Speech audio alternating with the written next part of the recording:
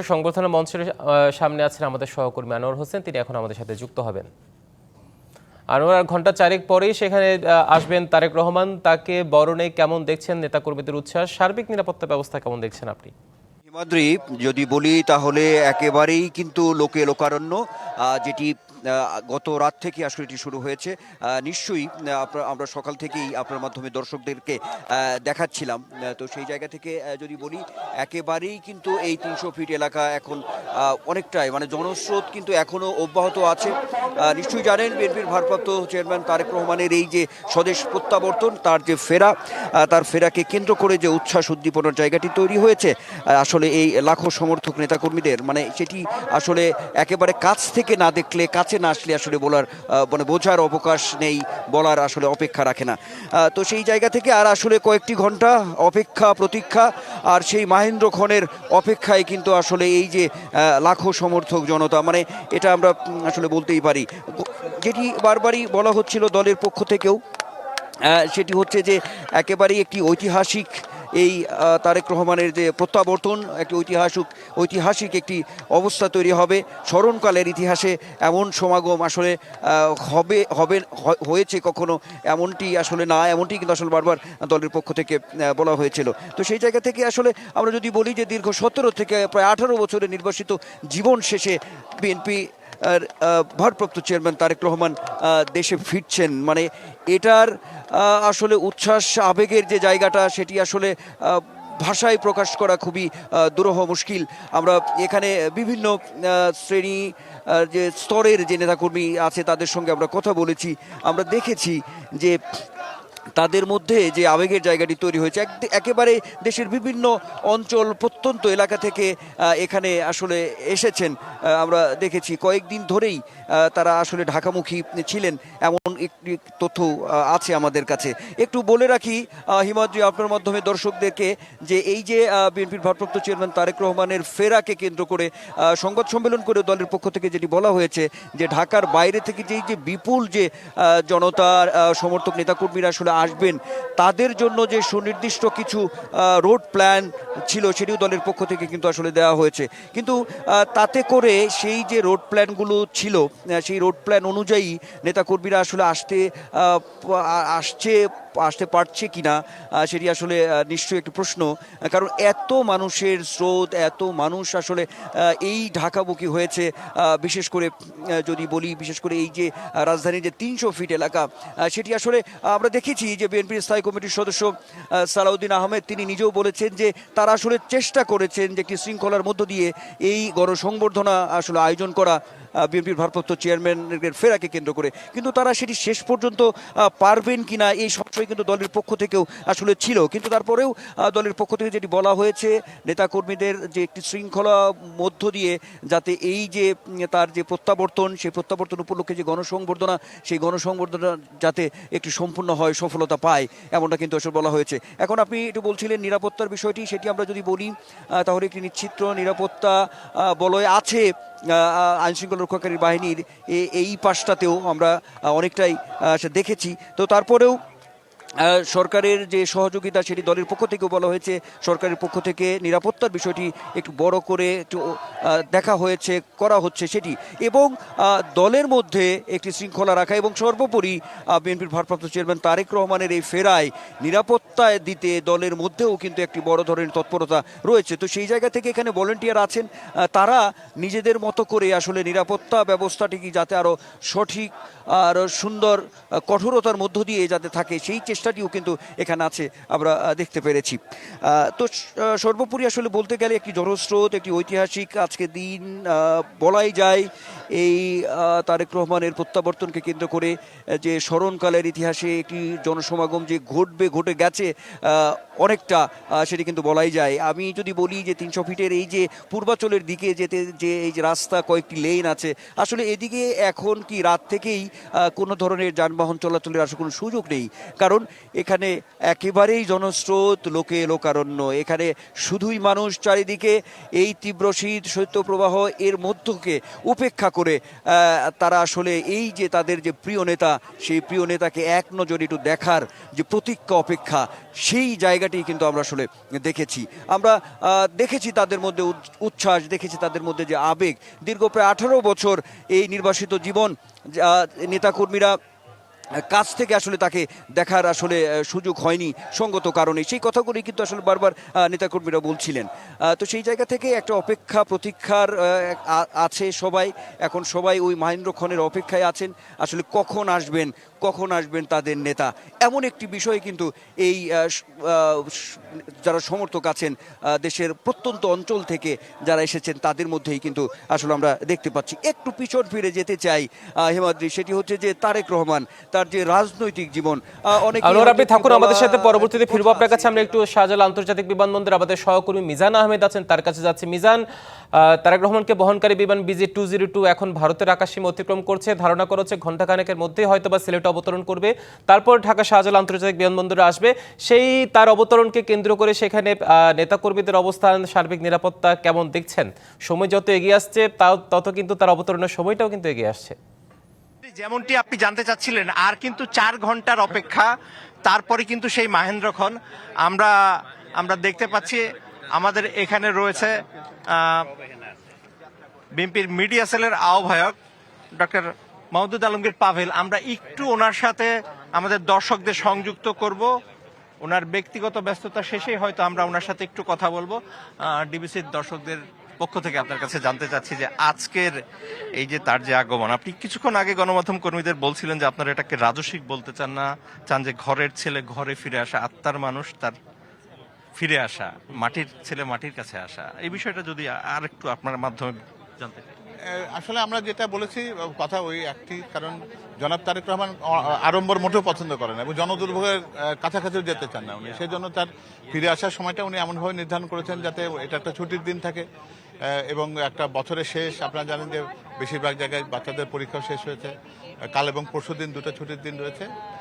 সেই উদ্দেশ্যে সময়টা নির্ধারণ করা এবং তিনি দেশে ফেরার পরে প্রথমে প্রকৃত অর্থে বাংলাদেশের মাটিতে পা ফেলতে যেটা বোঝায় তিনি সেরকম একটি কাজ করবেন বলে আমরা জানি। এবং তিনি বিমান থেকে আমাদের মোটামুটি যেরকম নির্দেশনা দিয়েছেন, যেভাবে তার সাথে আমাদের তার ইনফ্লাইট কথাগুলো যেটা হয়েছে, তাতে প্রকৃত উদ্দেশ্যটা যেটা আছে সেটা হচ্ছে যে জনদুর্ভোগ যেন না হয়। এটি একটিতে সেটাকে উনি বারবার গুরুত্ব দিয়েছেন, লোকজন যেন অহেতুক কোনো জনদুর্ভোগের মুখোমুখি না হন। সেজন্য তিনি আমাদের যেটা নির্বাচন করেছেন, যেটা তার মার কাছে দেখা করার জন্য যে রাস্তাটি, সেটি কিন্তু মূল সড়ক থেকে আলাদা একটা জায়গা। এবং আজকে এই দিনটাতে ছুটির দিনে সড়কটা একটু বেশি কম ব্যবহৃত হয়। সেজন্য আমাদের যে মঞ্চটি নির্মাণ করেছি আমরা, সেটা কোনো সম্বর্ধনা অনুষ্ঠানের মঞ্চ নন, এটা কোনো তাকে জনসভা বলবেন না। এটা হচ্ছে দেশের মানুষের প্রতি তার কৃতজ্ঞতা প্রকাশ, দলের নেতাকর্মীদের প্রতি তার ধন্যবাদ জানানো, তার প্রতি আস্থা রাখার জন্য, এবং সর্বোপরি মহান রাব্বুল আলমিনের কাছে তিনি শুকরিয়া জানাতে চান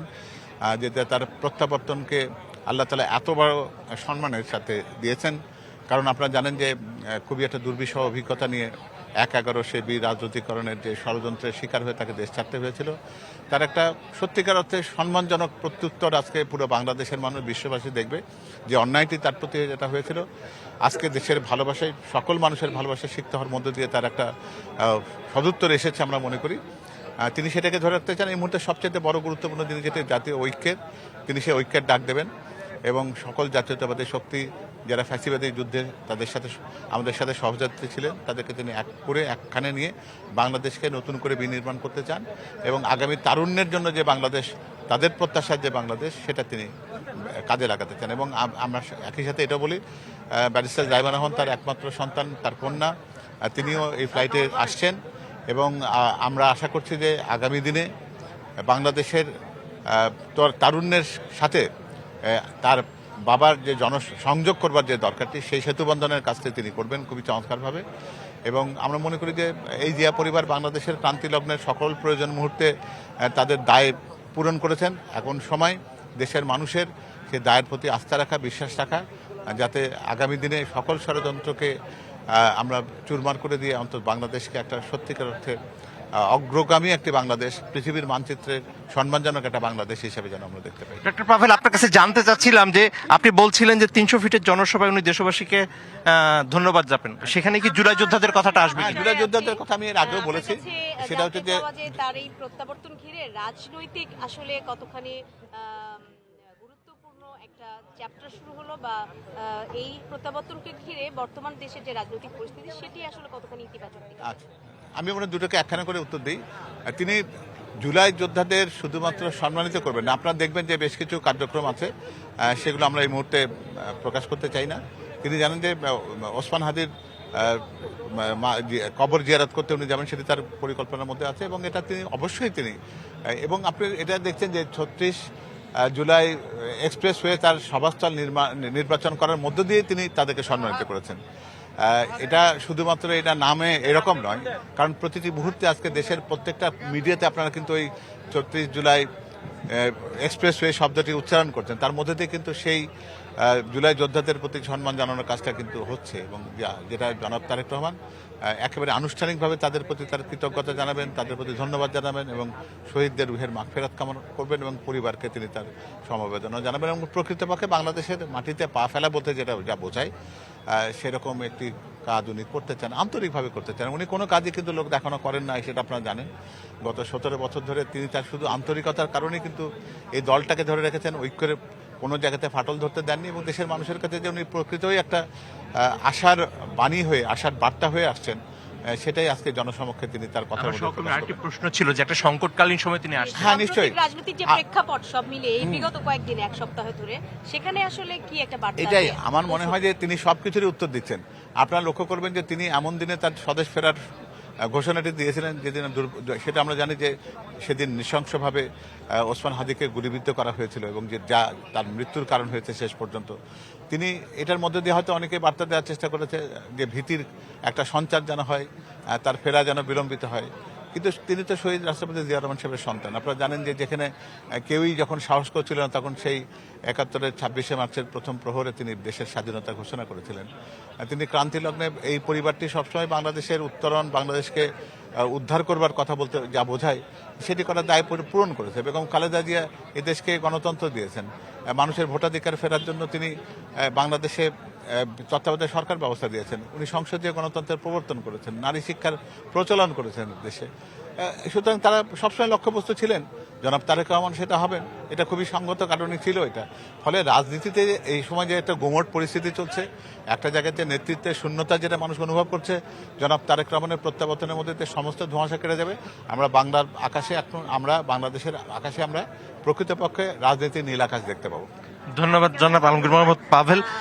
হিমাদ্রি যেমনটি বলছিলেন, ডক্টর মওদুদ আলমগীর পাভেল, যিনি বিএনপির মিডিয়া সেলের আহ্বায়ক, তিনি বলছিলেন যে দেশের রাজনীতিতে যে একটি ধোঁয়াশা, একটি গুমট পরিস্থিতি রয়েছে, সেই পরিস্থিতির উত্তরণ ঘটবে তারেক রহমানের এই স্বদেশ প্রত্যাবর্তনের মধ্য দিয়ে। এবং তারা বলেন যে তিনি বেশ সাদামাটা এবং কোনো আড়ম্বর পছন্দ করেন না, ঘরের ছেলে ঘরে ফিরে আসবে, তেমনটি একটি ভাব তারা ধরে রাখতে চান আজকের ফেরার মধ্য দিয়ে। যদিও আমরা জানি বাংলাদেশের স্বাধীনতা পরবর্তী সবচেয়ে ঐতিহাসিক সম্বর্ধনার যে আয়োজন, সেই আয়োজন করা হয়েছে বিএনপির পক্ষ থেকে, তবে এই কথাও বলা প্রয়োজন যে এই আগমনের মধ্য দিয়ে শুধু বিএনপির নেতাকর্মী না, পুরো দেশের রাজনীতিতে একটি স্বস্তি বয়ে আসবে এবং সেই স্বস্তির মধ্য দিয়ে আগামীর যে গণতন্ত্রের উত্তরণ, সেই উত্তরণে তারেক রহমানের নেতৃত্বে বাংলাদেশ তার গণতন্ত্রের যে অভিষ্ট লক্ষ্য, সেই লক্ষ্যে পৌঁছাবে এমন প্রত্যাশার কথা তিনি জানিয়েছেন। পাশাপাশি বলছেন যে 300 ফিটের যেই জনসভা, সেই জনসভায় দেশবাসীকে এবং জুলাই যোদ্ধাদের ধন্যবাদ জানার পরেই তারেক রহমানের যে মূল গন্তব্য রাজধানীর এভারকেয়ার হাসপাতাল, সেই এভারকেয়ার হাসপাতালে তিনি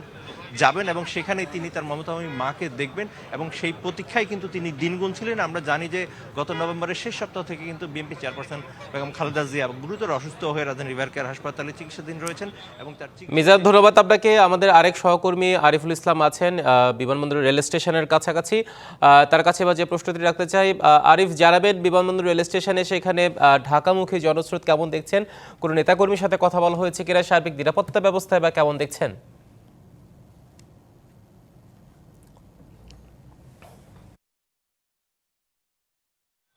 নিরাপত্তা ব্যবস্থা বিষয় নিয়ে আসলে শুরু করতে চাই। আমি যদি একটু দেখাতে চাই বিমানবন্দর রেল স্টেশনের ঠিক সামনেটায় সেনাবাহিনী, বিজিবি, এপিবিএন থেকে শুরু করে তারা একটি লেন করে দিয়েছেন, যে লেন ধরে বিএনপি নেতাকর্মী যারা আছেন, সাধারণ মানুষ যারা আছেন, তারা সেই লেন ধরে চলাচল করবেন। সেই প্রেক্ষাপটেই কিন্তু নেতাকর্মীরা সেই 300 ফিটের দিকে অগ্রসর হচ্ছেন, এবং কি আমরা বলতে পারি যে ঢল নেমেছে। এমনকি বিএনপি নেতাকর্মীদের যে 17 বছরের যে স্লোগানগুলো ছিল, সেই স্লোগানগুলো এখন পরিবর্তন হয়েছে। বিশেষ করে সেই স্লোগানগুলো, যে বিষয়টা আমরা দেখেছি, এসেছেন, আসছেন, আর আগে ছিল আসবেন, সেটা পরিবর্তন হয়েছে। সেই প্রত্যাশা, সেই যে প্রত্যাশা, কাঙ্ক্ষিত প্রত্যাশা, সেটা পূর্ণ হতে যাচ্ছে ঠিক বেলা 12টা। যে বিমান বাংলাদেশ এয়ারলাইন্সের BG202 এই এয়ারলাইন্সের মাধ্যমেই বিমান এয়ারলাইন্সের মাধ্যমেই বিমান এয়ারলাইন্সের মাধ্যমেই কিন্তু তারা তিনি আজকে তার যে পরিবারের সদস্য জুবাইদা রহমান, জাইমা রহমান সহ তিনি আসছেন। এবং কি এই প্রেক্ষাপটে আমি একটু দেখাতে চাই যে সেনাবাহিনীর পক্ষ থেকে কিন্তু ব্যাপক নিরাপত্তা তৎপরতা আমরা দেখতে পাচ্ছি। এমনকি এখানে যারা নেতাকর্মী এসেছেন, লিডার আসছে। আমি যে কিছুক্ষণ আগে কিন্তু বলছিলাম হিমাদ্রি, যে লিডার আসছে, লিডার আসবেন, সেটা আগে স্লোগান ছিল। সেই 17 বছরের স্লোগানটা এখন কিন্তু পরিবর্তন হয়েছে, লিডার আসছে। আমরা কিন্তু 17 বছর ধরে এখানে প্রত্যেকেই 17 বছর ধরে যে স্লোগান, আপনারা যে 17 বছর ধরে যে স্লোগান দিয়ে এসেছেন, সেটা কি পরিবর্তন হয়েছে কিনা? যে লিডার আসছে, লিডার আসবেন, এখন আর নেই। আমাদের লিডার আসছে, লিডার আসবে, স্লোগান আসতেছে, লিডার আসতেছে, রানিং আছে, আমরা অপেক্ষায় আছি। লিডার আসতেছে, আসবে, বাংলাদেশকে উজ্জ্বল ভবিষ্যৎ করবে। এখানে মূলত দেশের বিভিন্ন প্রান্ত থেকে এই যে তাদের যে আনন্দ, ভালোবাসা, এই প্রিয় নেতার একবার দেখার জন্য, সশরীরে দেখার জন্য। এতদিন তারা ভিজুয়ালি দেখেছেন, ইন্টারনেটের মাধ্যমে দেখেছেন।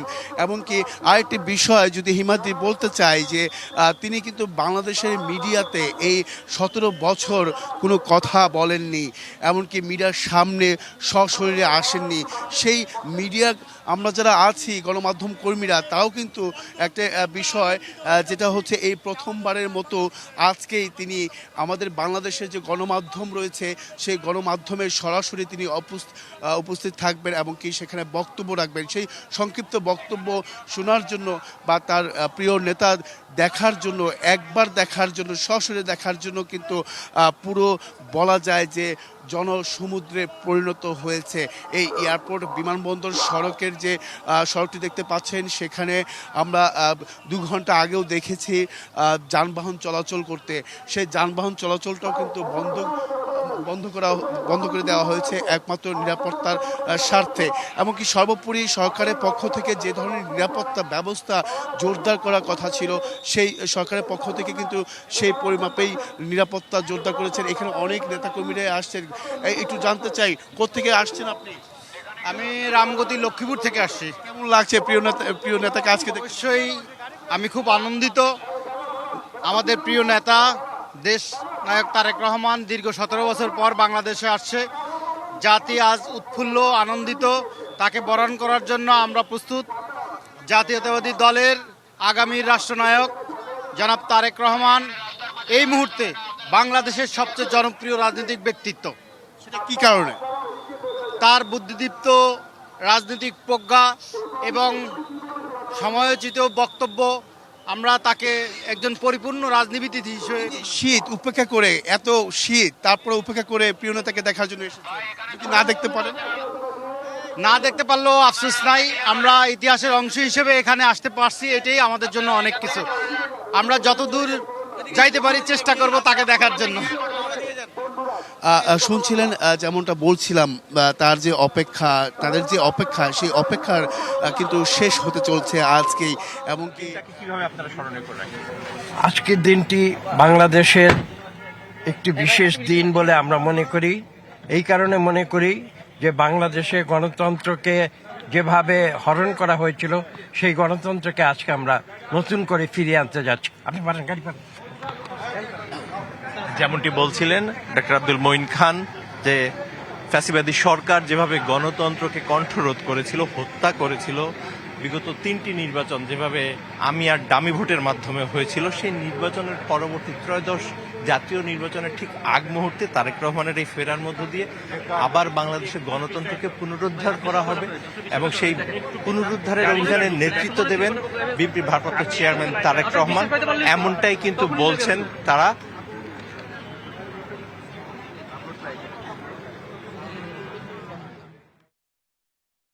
রাজনীতিতে লন্ডনে, আমি লন্ডন স্বেচ্ছাসেবক দলের সাধারণ সম্পাদক বর্তমানে। আমি গতকালকেই আসছি লন্ডন থেকে বিশাল বহর নিয়ে। একটু পরেই জনাব তারেক রহমান সাহেব ঢাকাতে অবতরণ করবেন। আপনারা জানেন মাটি ও মানুষের নেতা, যিনি দীর্ঘদিন আন্দোলন সংগ্রামের মাধ্যমে গণতন্ত্র পুনরুদ্ধারের জন্য তার জীবন বাজি রেখেছেন। তিনি বেগম খালেদা জিয়ার ঔরসজাত সন্তান, যে মাতা গণতন্ত্রের জন্য তার সর্বস্ব বিলিয়ে দিয়েছেন। আজ মুমূর্ষু অবস্থায় নিরাপত্তা কেমন দেখছেন? এখানে মাশাআল্লাহ, very good, very nice, well done, everything is so far nice. And এখানে বাংলাদেশের মানুষ এত আবেগ, আনন্দটা কেমন, উচ্ছ্বাসটা কেমন দেখতে পাচ্ছেন? এটা একটা ঈদ ভাব যেটা ভাষায় প্রকাশ করার না। লোক এত আনন্দিত, এত উৎফুল্লিত, এত উদ্ভাসিত। আমি কালকে রাত থেকেই 300 ফিট থেকে এখান পর্যন্ত 5 বার হাঁটেছি কমপক্ষে। আমি গাড়ি রেখেও এদেরকে সাথে নিয়ে এখানে তারেক জিয়া প্রজন্ম দলের স্লোগান তো পরিবর্তন হলো। 17 বছরে যে স্লোগান আসবেন, কিন্তু আজকে আসছেন, সেই স্লোগান পরিবর্তন হয়েছে। আমি বাংলাদেশের যে কয়জন ব্যক্তির বিরুদ্ধে মামলা ছিল শেখ হাসিনা পিএম বাদী হয়ে অবৈধ ফ্যাসিস্ট, তার মধ্যে আমি অন্যতম একজন। 17 বছর আসতে পারি নাই। বিশ্বের এমন কোনো দরবার নাই, MNC, international, world human rights বা ইউরোপিয়ান পার্লামেন্ট, সব জায়গায় আজকে দেশের মাটিতে পা রেখে আসলে আমি তো বলছি ভাষায় প্রকাশ করে নাই। এমন এক চিত্র আমার চোখের সামনে, ঐতিহাসিক দিন। আর এটার সাক্ষী হওয়ার জন্য এবং তারেক রহমানের এই কালের সাক্ষী বহমান হওয়ার জন্য আসছি। ধন্যবাদ ডিভিসিকে, অসংখ্য ধন্যবাদ। একটু স্লোগান দিবেন যে পরিবর্তন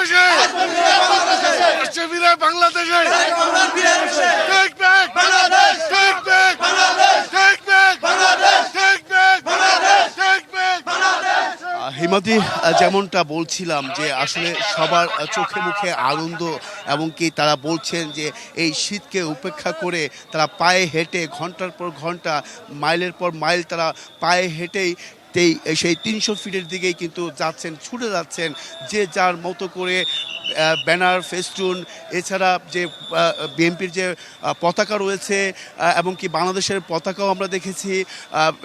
সব কিছু মিলেই বলা যায় একটা উৎসবে পরিণত হয়েছে পুরো এই রাজধানী, এবং কি পুরো দেশের যারা বিএনপি নেতাকর্মী শুধু নয়, বিভিন্ন যারা সাধারণ মানুষও রয়েছেন, তারাও কিন্তু ছুটে আসছেন এই প্রিয় নেতাকে দেখার জন্য, একবার সশরীরে দেখার জন্য, এবং কি তার যে কথা সেই মাইকের মাধ্যমে যে জানতে পারবেন, শুনতে পারবেন, সেটা নিয়েও কিন্তু অনেকটা বলা যায় যে। আরিফ, আপনাকে ধন্যবাদ, আপনি থাকুন সেখানে। আমরা নিশ্চয়ই পরবর্তীতে আবার আপনার কাছে ফিরবো। আমরা এবার একটু 300 ফিট মঞ্চের ওখান থেকে ঘুরে আসতে চাই। সেখানে আমাদের সহকর্মী আছেন আনোয়ার হোসেন। আমরা আনোয়ারের হোসেনের সাথে একটু জানবো যে আনোয়ার, এর আগেও যেমনটা আপনি জানিয়েছিলেন সেখানে নেতাকর্মীদের উচ্ছ্বাস, তাদের আবেগ এবং মঞ্চ ঘিরে তাদের যে অবস্থান এবং সেই মঞ্চের জায়গা যে গতকাল থেকেই সেখানে তারা এসে অবস্থান নিয়েছে, এক মানে অভিভূত দৃশ্য। তো কেমন দেখছেন এখনকার সেখানে অবস্থার? সময় যত যাচ্ছে, তারেক রহমানের মঞ্চে আসার সময় তত এগিয়ে আসছে। এই যে আসার যে তার প্রস্তুতি, তার অনুভূতি, নেতাকর্মীদের মাঝে যে প্রতিক্রিয়া, তা কেমন দেখছেন এখন? আসলে সময় যত গড়াচ্ছে, যদি বলি আপনাকে এই 300 ফিট অর্থাৎ বিএনপির ভারপ্রাপ্ত চেয়ারম্যান তারেক রহমানের এই ফেরাকে কেন্দ্র করে আসলে স্মরণীয় অবিস্মরণীয় করে রাখতে যেটি আগে থেকে বলা হচ্ছিল, সেটি একেবারেই কিন্তু কিছুক্ষণ পরপরই কিন্তু চিত্রটি আসলে ভিন্ন হচ্ছে। নিশ্চয়ই আপনি দেখতে পাচ্ছেন, আমি এখন যে জায়গাটিতে দাঁড়িয়ে আছি মঞ্চের কিছুটা সামনে আমি দাঁড়িয়ে আছি, অর্থাৎ আমি যত দূর তাকাচ্ছি, যদিও কুয়াশাচ্ছন্ন আছে, কুয়াশার একটি তীব্রতা আছে, কনকনে শীত আছে, কিন্তু আমি শুধু দেখতে পাচ্ছি শুধু মানুষ আর মানুষ। আপনি দেখতে পাচ্ছেন এই অবস্থার মধ্যেও, অর্থাৎ এই যে বিভিন্ন প্রত্যন্ত এলাকা অঞ্চল থেকে আসা যে সমর্থক নেতাকর্মীরা যারা আছেন, তারা স্লোগান দিয়ে মুখরিত করে রেখেছে এই 300 ফিটের যে এলাকা, অর্থাৎ পূর্বাঞ্চলে যেতে, অর্থাৎ যে মঞ্চটি করা হয়েছে ঠিক তার সামনের যে রাস্তা বা জায়গাগুলো আছে সেখানে একেবারেই কিন্তু জনস্রোত সময় যত যাচ্ছে সেটির মাত্রা ঘনত্ব বাড়ছে, এটা কিন্তু আমরা বলতেই পারি। অর্থাৎ এই যে 17 বছরের যে নির্বাসন শেষ করে যে বিএনপির ভারপ্রাপ্ত চেয়ারম্যান তারেক রহমান যে দেশে ফেরা, এই যে আকাঙ্ক্ষা, প্রত্যাশা, অপেক্ষা, প্রতীক্ষা, আসলে এই অনেকগুলো শব্দের মধ্য দিয়েই কিন্তু আসলে বলা যাবে, বললে আসলে শেষ হবে না, এমন একটি অবস্থা কিন্তু আসলে বিরাজ করছে। সময় যত গড়াচ্ছে চিত্র কিন্তু আসলে পাল্টাচ্ছে। আমরা আগেও বলেছি, নিশ্চয়ই দর্শকরাও জানে, সেটি হচ্ছে দলের পক্ষ থেকেও নেতারা বলেছেন যে এই যে তার যে আগমন, এই আগমনকে কেন্দ্র করে একটি রাজস্বিক যে সংবর্ধনার যে পরিস্থিতি তৈরি হবে, সেটি দলের পক্ষ থেকে আসলে শেষ পর্যন্ত কতটুকু শৃঙ্খলার তাদেরকে রাখতে পারবে সেটি, অর্থাৎ এই যে বাঁধভাঙা যে মানুষের যে উচ্ছ্বাস, মানুষের যে আশা, সেটি শেষ পর্যন্ত আসলে কতটুকু ধরে রাখা যাবে এমন প্রশ্ন কিন্তু দলের পক্ষ থেকেও ছিল। অর্থাৎ মানুষের যে এই যে বাঁধভাঙা যে উচ্ছ্বাস, আগমন, সেটি কিন্তু আসলে বলাই বাহুল্য।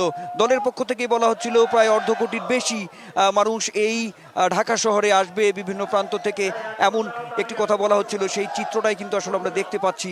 সময় যত গড়াচ্ছে, অপেক্ষা, অর্থাৎ মাহেন্দ্রক্ষণ, প্রতীক্ষার জন্য সবাই আছে। আর কয়েকটি ঘন্টা, উচ্ছ্বাস আছে, আবেগ আছে, স্লোগান আছে মানুষের মধ্যে, এই যে অনেকটা বৈরী আবহাওয়া, তারপরেও কিন্তু নেতা কর্মী যারা এখানে এসেছেন, সমর্থকরা এসেছেন, তাদের মধ্যে এতটুকু ক্লান্তি বোধ নেই। আমরা দেখতে পাচ্ছি চারিদিকেই শুধু মানুষ আর মানুষ, এটি কিন্তু আসলে বলাই যায়। একটু বলি যে তারেক রহমানের এই যে ফেরা, দীর্ঘ 17 থেকে প্রায় 18 বছরের যে একটি অপেক্ষা প্রতীক্ষা, সেটির অবসান হচ্ছে আর মাত্র হয়তো কয়েকটি ঘন্টা। আমরা যদি দেখি একটু পিছন ফিরে, তারেক রহমানের যে রাজনৈতিক যে জীবন, সেই জায়গা থেকেও যদি দেখি যে তার যে এই যে কষ্ট, ত্যাগ তিতিক্ষা, রাজনৈতিক কেরিয়ার আজকের এই পর্যায়ে আসলে এসেছে, সেটি নিশ্চয়ই আজকের যে চিত্র, সেটি কিন্তু আসলে নিশ্চয়ই একটি অন্যরকম বিষয় প্রমাণ করে সেটি যে একজন রাজনীতিবিদ যদি মানুষের কাছাকাছি থাকে, মানুষের কাছ পর্যন্ত, মানুষের মন জয় করে যদি সামনের দিকে তার রাজনীতি এগিয়ে নিয়ে যেতে পারে, তবেই মনে হয় এরকম একটি পরিস্থিতি, এরকম একটি চিত্র আসলে সামনে আসে। একটু বলি, যদি তারেক রহমান 22-23 বছরে সাংগঠনিকভাবে তার রাজনৈতিক কেরিয়ার শুরু করেছিল, আমরা যদি তার রাজনৈতিক জীবনের ইতিহাস টানি, তো সেই জায়গায় আমরা দেখেছি যে তৃণমূলের নেতাকর্মীদের সঙ্গে তৃণমূলের যে রাজনৈতিক ক্ষমতায়ন, সেই ক্ষমতায়নকে যে ত্বরান্বিত করা, সেই ক্ষমতায়নকে যে সামনে নিয়ে আসা, সেটি আমরা দেখেছি তারেক রহমানের রাজনৈতিক একটি বড় অংশ। 2001 সালের পর থেকেও যদি দেখি, তিনি দেশের প্রতিটি উপজেলায় তৃণমূলের নেতাকর্মীদের সঙ্গে সভা সমাবেশ করেছেন। অর্থাৎ পরিচিতির যে জায়গা, পরিচিত মানুষের কাছাকাছি যে যাওয়া, সেটি কিন্তু আমরা তারেক রহমানের রাজনৈতিক জীবনে দেখেছি। তার রাজনৈতিক জীবন অনেক ত্যাগ আছে, তার রাজনৈতিক জীবন অনেক তিতিক্ষা আছে, আমরা দেখেছি যে এই যে দীর্ঘ সময় রাজনৈতিক জীবনে এসে তার যে জেল জুলুম, তার যে নির্যাতন, সেটিও আমরা তার রাজনৈতিক জীবনের ইতিহাসে সেগুলো একেবারেই কিন্তু পরিষ্কার, সেটি এখন আমরা দেখতে পাচ্ছি। তো সব মিলিয়ে যে 5 আগস্টের পরে নতুন বাংলাদেশের নতুন বন্দোবস্তের যে পরিবেশ তৈরি হয়েছে আজকে, সেটি তার যে অংশগ্রহণ, তার যে ভূমিকা, সেটি অনস্বীকার্য। এটি ইতিহাস নিশ্চয়ই তাকে ওই সামনের দিকে নিয়ে যাবে। এখন আশা প্রত্যাশার জায়গাগুলি আসলে তৈরি হয়েছে মানুষের মাঝে। যদি বলি আশার বাতিঘর, বাংলাদেশের রাজনৈতিক যে প্রেক্ষাপট, রাজনৈতিক যে অস্থিরতা, এই সব কিছু মিলিয়ে আসলে তাদের সেই প্রিয় নেতাকে কেন্দ্র করে সামনের বাংলাদেশ, আগামীর বাংলাদেশ বিনির্মাণের যে বিষয়গুলো রয়েছে, সেটি আসলে এক কথায় বলতে গেলে তারেক রহমানের হাতে, তারেক রহমানের চিন্তায়, তারেক রহমানের চেতনায় নিশ্চয়ই সেটি প্রতিফলিত হবে এমন আশা প্রত্যাশার জায়গা আমি দেখেছি। এখানে অগণিত মানুষ, অজস্র মানুষ, তাদের কথা, তাদের আবেগ উচ্ছ্বাসের মধ্যে এই বিষয়গুলো আসলে রয়েছে। কতটা আনন্দের জায়গা হলে পরে এই যে এইরকম বৈরী আবহাওয়া, কনকনে শীত, দেশের একেবারে সেই ইউনিয়ন পর্যায় থেকে নেতাকর্মীরা এই 300 ফিট এলাকায় এসেছেন, এমনও কথা হয়েছে অনেকের সঙ্গে। তাদের একটাই কথা যে তাদের প্রিয় নেতা তারেক রহমানকে এক পলক একবার দেখা, এমন একটি আবেগ উচ্ছ্বাসের জায়গা তাদের মধ্যে রয়েছে। এখন সবসময় একটি বিষয় হয়তো বলা হয়ে থাকে যে দীর্ঘ এই প্রবাস জীবনে, দীর্ঘ এই নির্বাসিত জীবনে তিনি দলকে ধরে রেখেছেন। প্রযুক্তির বলে তিনি প্রত্যেকটা সভা সমাবেশের মধ্যে ভার্চুয়ালি যুক্ত হয়েছেন তারেক রহমান। তো তারপরেও নেতাকর্মীরা বলছেন তাকে সবসময় সোশ্যাল মিডিয়া, টেলিভিশন, সবসময় সব জায়গায় তার কথা হয়তো তারা শুনেছেন, অনুপ্রাণিত হয়েছেন, তার দিক নির্দেশনা মেনেছেন, কিন্তু একটু কাছ থেকে দেখা, কাছ থেকে তার দিক নির্দেশনা পাওয়া, এটাই হচ্ছে তাদের কাছে বড় পাওয়া, এমনটাই বলা হচ্ছে। তারা বলছেন যে দলের পক্ষ থেকে, বিএনপির পক্ষ থেকে যে 31 দফার কথা বলা হচ্ছে এবং জনসম্পৃক্ত নতুন করে 8টি দফা নিয়ে আসা হয়েছে, সেই কথাগুলো, তারেক রহমানের এই বার্তাগুলো প্রত্যন্ত মানুষের কাছে পৌঁছে দেওয়া এখন তাদের অন্যরকম ব্রত হয়ে দাঁড়িয়েছে। তারা বলছেন তারেক রহমানের হাত ধরেই এই বাংলাদেশ সামনে এগিয়ে যাবে। নতুন বাংলাদেশ বিনির্মাণে তিনিই শুরু করবেন, তিনিই হবেন সারথি, এমনটাই কিন্তু আসলে বারবার বলার চেষ্টা করছেন এখানে অগণিত মানুষ, নেতাকর্মী, সমর্থকরা। যদি আরেকটু বলি যে তারেক রহমান সেই যে তার রাজনৈতিক যে জীবন, রাজনৈতিক আমরা দেখেছি, যদি 111-এর কথা বলি, সেই সেনা সমর্থিত তত্ত্বাবধায়ক সরকারের সময়ে তার যে অবস্থা, সেটি কিন্তু এখন আসলে একেবারেই এখন দৃশ্যমান।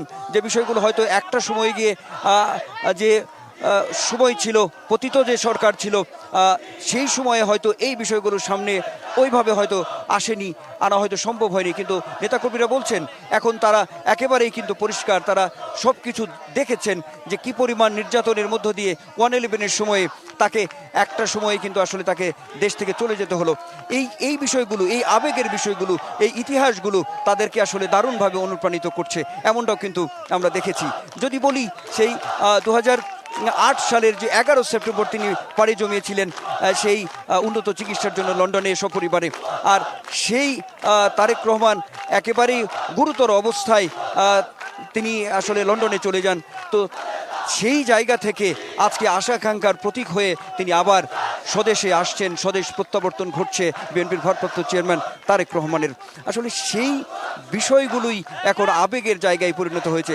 এখন কখন আসবেন নেতা, কখন এসে এখানে হাত উঁচিয়ে সবাইকে অভিবাদন জানাবেন, সেই অধীর প্রতীক্ষায় আসলে রয়েছে এখানে হাজারো লাখো সমর্থক, নেতাকর্মীরা। এমনটাই কিন্তু আমরা আসলে দেখছি। তারা কিন্তু তাদের স্লোগানে, তাদের কথায়, তাদের মিছিলে কিন্তু এমনটাই বলার চেষ্টা করছেন। এখন একটা বিষয় নিয়ে আসতে চাই হিমাদ্রি, সেটি হচ্ছে যে এখানে বারবারই আগে থেকেই বলা হচ্ছিল তার যে এই যে দেশে ফেরা, নিরাপত্তার বিষয়টি, নিরাপত্তার জায়গাটি বারবারই কিন্তু বড় করে আসছিল। তো সেই জায়গা থেকে দলের পক্ষ থেকেও আমরা দেখেছি বলা হয়েছে, এবং বেগম খালেদা জিয়া ও তারেক রহমানের যে প্রধান নিরাপত্তা কর্মকর্তা, তিনিও কিন্তু একদম সবশেষ সংবাদ সম্মেলনে বলেছেন তারা সর্বোচ্চটুকু চেষ্টা করে যাচ্ছেন, বিশেষ করে এই বিএনপির ভারপ্রাপ্ত চেয়ারম্যান তারেক রহমানের এই যে প্রত্যাবর্তনে নিরাপত্তাকে ঘিরে তারা সর্বোচ্চ চেষ্টাটুকু তারা করে গিয়েছেন। তাদের সেই পরিকল্পনাটুকু রয়েছে, সরকারের কাছ থেকে সর্বাত্মক সহযোগিতা তারা পেয়েছেন, এমন কথাও কিন্তু তারা বারবার বলছেন। তারপরেও দলের বিভিন্ন ইউনিট থেকে, দলের যে নীতি নির্ধারণী পর্ষদ আছে, সেখান থেকেও কিন্তু বিশেষভাবে তারেক রহমানের নিরাপত্তা, নিশ্চিত নিরাপত্তা বজায় রাখতে তাদের যে নিজস্ব পরিকল্পনা, সেটিও কিন্তু অব্যাহত আছে। আমরা দেখেছি এখানে যারা এখন এই মঞ্চে কেন্দ্রীয় নেত্রী পর্যায়ের যারা আছেন, তারা মাইকে কিন্তু বলার চেষ্টা করছেন যে কোনোভাবেই কোনো ধরনের বিশৃঙ্খল পরিস্থিতি যাতে তৈরি না হয়, সেটি কিন্তু বারবারই নেতাকর্মীদের আসলে সতর্ক করে দেওয়া হচ্ছে। তার মানে তার যে এই যে প্রত্যাবর্তন, সেখানে যাতে সফলভাবে আজকের এই গণসংবর্ধনাটি সম্পূর্ণ হয়, সেটি কিন্তু বারবারই বলা হচ্ছে দলের পক্ষ থেকে। এবার হিমাদ্রি একটু বলি যে তারেক রহমান যখন শাহজালাল আন্তর্জাতিক বিমানবন্দরে তার বহনকারী বিমানটি আসলে অবতরণ করবে, তিনি যখন বাংলাদেশের মাটিতে আসলে পা রাখবেন, তারপরের যে একটু গন্তব্য, সেই গন্তব্যের জায়গায় যদি একটু আপনার মাধ্যমে দর্শকদেরকে জানাই, সেটি হচ্ছে যে বিমানবন্দর থেকে নেমেই তার গন্তব্যটি কিন্তু উদ্দেশ্যটি থাকবে হচ্ছে এই 300 ফিট এলাকা। অর্থাৎ 300 ফিট এলাকায় যে মঞ্চটি করা হয়েছে, এখানেই মূলত তিনি গণসংবর্ধনায় এখানে তিনি আসবেন এবং একদম মানে যদি বলি যে সম্মুখে আসা, মানুষের সম্মুখে আসা, সেটি কিন্তু আসলে ঘটবে সেই মাহেন্দ্রক্ষণ, সেই চিত্রটি কিন্তু এই মঞ্চ থেকেই আসলে হবে, এমনই কিন্তু দলের পক্ষ থেকে বলা হয়েছে। তারপরে এখানে একটু সংক্ষিপ্ত যে কথাবার্তা, শুভেচ্ছা বিনিময়, সেটি তিনি করবেন খুব অল্প পরিসরে, তিনি খুব অল্প একটু বক্তব্য রেখে তার কিন্তু মূল গন্তব্য সেটি হচ্ছে যে রাজধানীর এভার কেয়ার হাসপাতাল, যেটি আগে থেকেই বলা হচ্ছিল যে বিএনপির ভারপ্রাপ্ত চেয়ারম্যান বিমানবন্দরে নামার পরেই তার মূল উদ্দেশ্যটাই, গন্তব্যটাই কিন্তু থাকবে হচ্ছে রাজধানীর এভার কেয়ার। আর রাজধানীর এভার কেয়ারে যেতে প্রতিমধ্যেই কিন্তু এই গণসংবর্ধনা, অর্থাৎ এই কারণেই কিন্তু এই ভেন্যুটি এখানে করা হয়েছে। দলের পক্ষ থেকে বারবারই কিন্তু আমরা দেখেছি বলা হয়েছে, এমনকি এটাও বলা হয়েছে যে তার এই প্রত্যাবর্তন ঘিরে তাদের এই আয়োজন, এই যে সমাগম হয়তো কিছুটা সময়ের জন্য হলেও জনদুর্ভোগের একটি কারণ হবে। তারা বারবারই চেয়েছেন যে যাতে জনদুর্ভোগ কোনো তৈরি না হয়, আর সে কারণেই কিন্তু দলের পক্ষ থেকে মূল যে শহর ঢাকা শহর থেকে একটু দূরে, অর্থাৎ এই যে পূর্বাচলমুখী যেতে যে এই যে 300 ফিট এলাকা, সেই জায়গাটিতে কিন্তু মূলত এই মঞ্চটি করা হয়েছে। এটি কিন্তু বারবারই দলের পক্ষ থেকে বলা হয়েছে, আমরা দেখেছি। এখন এখানে গণসংবর্ধনা শেষ করে তার উদ্দেশ্য থাকবে হচ্ছে ever care. BNP chairperson Begum Khaleda Zia, অর্থাৎ তারেক রহমানের মা, তাকে দেখতে তিনি এভার কেয়ার হাসপাতালে যাবেন। এটি যেটি বারবারই দলের পক্ষ থেকেও বলা হচ্ছিল যে তার মূল উদ্দেশ্য, গন্তব্যটাই কিন্তু আসলে এভার কেয়ার। যেহেতু এভার কেয়ার যেতে তার আগে যে বিপুল সমাগম, এই বিপুল সমাগমে তার জন্য আসলে গণসংবর্ধনার আয়োজন করা সেটি। তো আমাদের কাছে যে তথ্যটি আছে যে এভার কেয়ারে তারেক রহমান অবস্থান করবেন বেশ কিছুক্ষণ থাকার পরে তারপরের যে তার গাড়িবহর, তার যে গন্তব্য, সেটি হচ্ছে গুলশান, অর্থাৎ 196 নম্বর বাড়ি, ফিরুজা, খুব কাছাকাছি বাসা। তো সেই দিকেই কিন্তু তার গন্তব্যটি হবে। এখন এখানে যদি একটু রোড প্ল্যানের কথা বলি, তাহলে বলতে হবে যে এভার কেয়ার থেকে নেমে বিশ্ব রোড, অর্থাৎ হোটেল রেডিসনের সামনে দিয়ে বনানী কাকুরি হয়ে গুলশান 2 নম্বর চত্বর হয়ে তারপরেই কিন্তু সে তার বাসভবনে প্রবেশ করবেন, এমন একটি রোড প্ল্যান কিন্তু দলের পক্ষ থেকে করা হয়েছে। এখন এই যে বিপুল সমাগম, এই বিপুল সমাগম ভেদ করে এই লাখো যে সমর্থক নেতাকর্মী, তাদেরকে অভ্যর্থনার মধ্য দিয়ে আসলে গাড়িবহরটি আসলে সামনের দিকে এগিয়ে যাওয়া, সেটি নিশ্চয়ই মানে সেটি একটি অভূতপূর্ব চিত্র। সেটি আসলে কতটুকু আসলে সুশৃঙ্খলতার মধ্য দিয়ে তিনি সামনে এগিয়ে যাবেন, সেটা দেখার বিষয়। আমরা দেখছি যে এই যে মঞ্চ থেকে কিন্তু একটু আগেই আমরা দেখলাম যে বিএনপি নেতা সুলতান সালাউদ্দিন টুকু, তিনি যখন বলছিলেন যে তারেক রহমানকে বহনকারী যে বিমান বাংলাদেশ এয়ারলাইন্সের যে বিমানটি, সেটি ইন্ডিয়ার কাছাকাছি এসেছে, যে রোড প্ল্যান সেটি কিন্তু এখানে স্ক্রিনেও দেখানো হচ্ছে, ফ্লাইট শিডিউলের যে স্ক্রিন এবং বিমানের যে গতিপথ, সেটিও কিন্তু এখানে গুগল ম্যাপের মাধ্যমে কিন্তু সেখানে স্ক্রিনে দেখানো হচ্ছে। তো আমরা দেখেছি যে যখনই বলা হচ্ছে তখনই কিন্তু মুহুর্মুহু করতালির মধ্য দিয়ে কিন্তু আবার উচ্ছ্বাস প্রকাশ করতে আমরা দেখছি এখানে বিভিন্ন স্তরের নেতাকর্মীদের, এমনটা কিন্তু আমরা দেখতে পাচ্ছি। সর্বোপরি একটা অন্যরকম চিত্র আজকে বাংলাদেশের রাজনৈতিক ইতিহাসে, এমন অভূতপূর্ব ঐতিহাসিক মুহূর্ত, সত্যি মানে ইতিহাস মাইলফলক এটা বলাই যায়। আজকে বিএনপির ভারপ্রাপ্ত চেয়ারম্যান তারেক রহমানের এই যে আশা, এই যে প্রত্যাবর্তন, সেই প্রত্যাবর্তনকে কেন্দ্র করে যে উচ্ছ্বাসের জায়গা, যে ইতিহাস আসলে সৃষ্টি হতে যাচ্ছে, নিঃসন্দেহে এই ইতিহাস, এই উচ্ছ্বাস আসলে সবসময় আমরা বিগত সময়েও আমরা দেখেছি যে বাংলাদেশ যখনই কোনো সংকটের মধ্যে পড়েছে, বাংলাদেশের যখন রাজনৈতিকভাবে যখন কোনো একটি বিকট অবস্থা সামনে এসেছে, তখনই কিন্তু আসলে কোনো না কোনোভাবে সেই বিষয়গুলোকে আসলে পাশ কাটিয়ে সামনের দিকে যে এগিয়ে যাওয়া, সেই বিষয়গুলো আমরা দেখেছি। তারই অংশ হিসেবে এটা বলাই যায় বিএনপির ভারপ্রাপ্ত চেয়ারম্যান তারেক রহমানের এই যে আগমন, যে অস্থিরতা রাজনৈতিকভাবে আছে, সেটি পাশ কাটিয়ে সামনের দিকে বাংলাদেশ এগিয়ে যাবে এমন প্রত্যাশার কথা কিন্তু আমরা সবসময় দেখছি। এখানে যারা আগত আছেন তারা কিন্তু বলার চেষ্টা করছেন, তারা বলছেন তারেক রহমানের হাত ধরেই নতুন বাংলাদেশ যে বিনির্মাণ, নতুন বন্দোবস্তের কথা যেটি বলা হচ্ছে,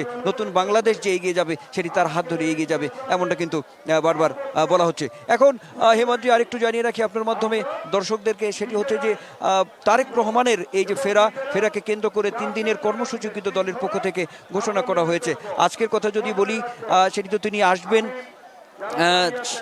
একই সঙ্গে আগামীকাল যে তার কর্মসূচি রয়েছে বাদ জুমার পরে তিনি শেরেবাংলা নগরে শহীদ প্রেসিডেন্ট জিয়াউর রহমানের যে কবর সমাধি, সেখানে শ্রদ্ধা নিবেদন করবেন এবং সেখানে শ্রদ্ধা নিবেদন শেষে সাভারে জাতীয় স্মৃতিসৌধে তিনি মুক্তিযুদ্ধের শহীদদের প্রতি শ্রদ্ধা জানাবেন, এমন একটি কর্মসূচি কিন্তু রয়েছে আগামীকালের জন্য। একই সঙ্গে পরের দিন তিনি তার যে ন্যাশনাল আইডি অর্থাৎ জাতীয় পরিচয়পত্র যে সংগ্রহ করতে যে প্রয়োজনীয় কার্যক্রম, সেই কার্যক্রমটি তিনি সম্পূর্ণ করবেন। একই সঙ্গে শহীদ উসমান হাদি ইনকিলাব মঞ্চের যে আহ্বায়ক নেতা, কিছুদিন আগেই যিনি শহীদ হয়েছেন, তার যে কবর ঢাকা বিশ্ববিদ্যালয়ের জাতীয় কবি কাজী নজরুল ইসলামের পাশে যে তাকে সমাহিত করা হয়েছে, সেখানে তিনি শ্রদ্ধা নিবেদন করবেন, উসমান হাদির কবর জিয়ারত করবেন, এমন একটি পরিকল্পনা রয়েছে। এবং একই সঙ্গে আরেকটি পরিকল্পনার কথাও কিন্তু আমরা জেনেছি, দলীয়ভাবে জানানো হয়েছে, জুলাই আন্দোলনে যারা আহত অবস্থায় এখনও রাজধানীর পঙ্গু হাসপাতালে ভর্তি আছেন, তাদেরকেও বিএনপির ভারপ্রাপ্ত চেয়ারম্যান তিনি দেখতে যাবেন। হ্যাঁ,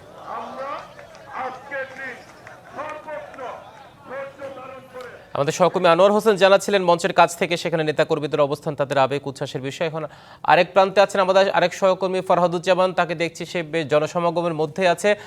ফরহাদ, বেশ জনসমাগমের মধ্যেই আপনি আছেন, নেতাকর্মীরা কি বলছে? আর তো বেশিক্ষণ নেই, ঘন্টা 3 পরে হয়তো তারেক রহমান সেখানে আসবেন। কেমন লাগছে তাদের অনুভূতি, আবেগ উচ্ছ্বাস জানাবেন। আমরা এখন রয়েছে একদম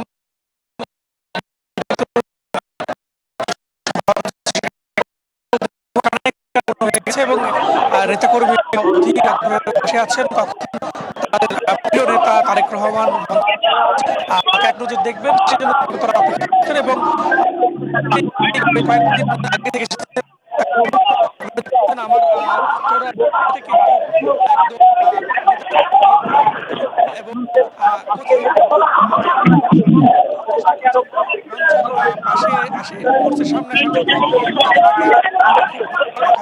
আপনি জানেন যে দীর্ঘ 17 বছরের আর নির্বাসিত জীবন শেষে তারেক রহমান আজকে দেশে ফিরছেন এবং তার এই দেশে ফেরাকে কেন্দ্র করে কিন্তু বিএনপি বলেছিল যে তাকে সংবর্ধনা দেওয়ার জন্য কিন্তু আগে থেকে কিন্তু মঞ্চ প্রস্তুত করা হয়েছিল, সেই মঞ্চ কিন্তু প্রস্তুত করা হয়ে গেছে ইতিমধ্যে এবং এখানে কিন্তু ব্যাপক নিরাপত্তা জোরদার করা হয়েছে। অনেক নেতাকর্মী এসেছে বিভিন্ন, আমরা কথা বলেছি এখানে যারা রয়েছে বাংলাদেশের পার্বত্য জেলাগুলো, সেখান থেকেও কিন্তু দেখেছি নেতাকর্মীরা এসেছেন এবং তারা শুধু এই জন্য এসেছেন যেন তারা তাদের প্রিয় নেতা যিনি 17 বছর দেশের বাইরে ছিলেন, সেই নেতা আজকে আসতেছেন এবং তাদের ভারপ্রাপ্ত চেয়ারম্যান, এবং তারা বলছেন যে তিনি যেভাবে বাইরে থেকেও যেভাবে দলকে সুসংগঠিত করেছেন, তিনি দেশে আসার পরে হয়তো এটা আরও অনেক বেশি এবং তাদের জন্য আরও অনেক অনুপ্রেরণার হবে এবং তার যে চিন্তা চেতনা এবং রাজনীতি নিয়ে যে তিনি যেভাবে কথা বলেছেন, সেটা আরও তিনি দলকে এগিয়ে নিয়ে যাওয়ার জন্য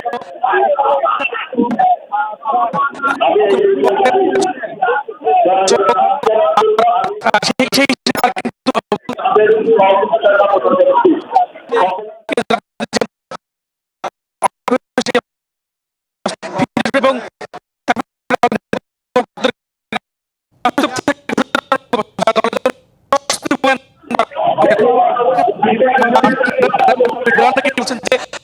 সহকর্মী ফরহাদুজ্জামান জানাচ্ছিলেন 300 ফিট মঞ্চের কাছাকাছি অবস্থান থেকে, সেখানে নেতাকর্মীদের অবস্থান।